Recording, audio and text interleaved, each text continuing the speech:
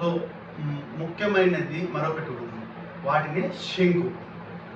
ఈ శంకు అనేది ఎంత పవిత్రమైనదంటే సముద్రంలో ఒక జీవరాశి నుండి ఉద్భవించేదే ఈ శంకు. ఈ శంకునాదం ఎందుకు చేస్తారు?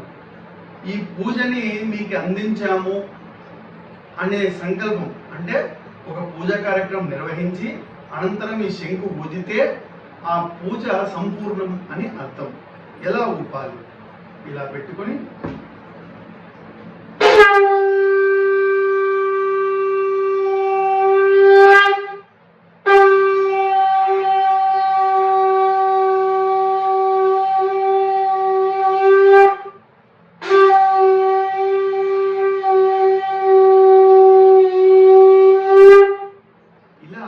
ఈ శంకునాదం 3 సార్లు చేసి స్వామివారిని అనుగ్రహం మాకు ఇవ్వండి అని మొక్కుకోవాలి.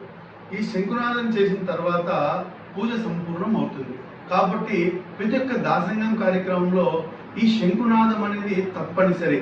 మరియు ఏదైతే తీర్థం మీరు టెంకాయ నీరు కానీ ఏదైతే తీసుకుంటారో ఆ నీరు అనేది శంకులో వేసుకొని శంకు తీర్థంలాగా వేసుకొని స్వీకరిస్తే చాలా పరమ పవిత్రమైన అంశం అండి ఇది.